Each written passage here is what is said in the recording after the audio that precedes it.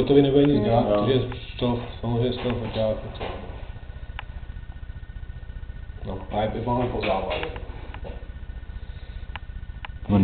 On neví, že je to foťák. No, není blbej. Já jsem mu říkal, že přijdeš a budeš myslet.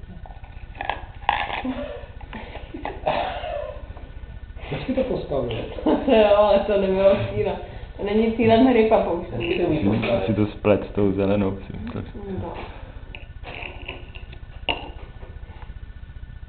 To není ta lentilka, je. Teď to zavře, ty to Amerika projde si dá.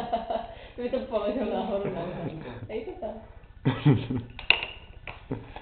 Není to lentilku.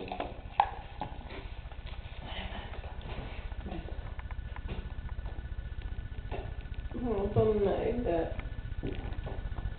Je to tvoje. A teď se zadáví. No to s tím, víš. Buď možná menší, když si falkne. Tak pojď, on potřebuje na větvi, když to... Ale to je mu jedno, počkej. Myslím, že toho na větvi dost. Co to máš? Tak ho dej na Katku, jestli potřebuje na větvi. Myslím, že tak větek jsem dala, jestli jsem přišla, jestli jsem vkročila do dveří, jsem dala větek. To tvrdý, jo. Ale já to taky odsutila. Ale není to tvrdší než nějaký semínko. No rozhodně než tvůj zobák, tak ne. Má nějaký kosa. On hlavně volizuje z toho, to... To já taky vždycky na začátku. Co to kouká na tebe, ty mu říkáš? Při nech mu jí. Honzo! Proč mu jí bereš? A tady zkus mi říct, on mě chce pustit.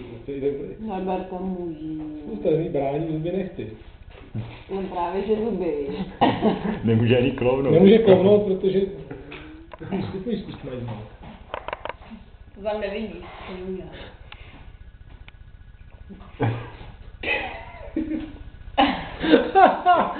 A drží to mě. To on nachtáš si mě to Tak já si odsud... To by neměl, prostě nemůže jít z lentilky. Protože nemohl jít zase, co by mi dělá. Teď už se mu to rozpouští, jo, už má, hle. To asi nebude moc dělat na papoušky. To nevadí. Ale vadí se, ber. Jo. Honzo, ty jsi ale hnusný, tak mu koupí nějakou No to podle mě půlku. to chutná, že to sladký. No samozřejmě. Dej mu aspoň půlku. Nebuď co.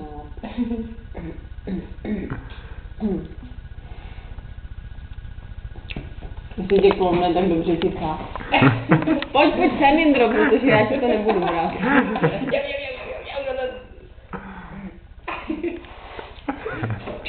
Nech to v klidu snít lentilku.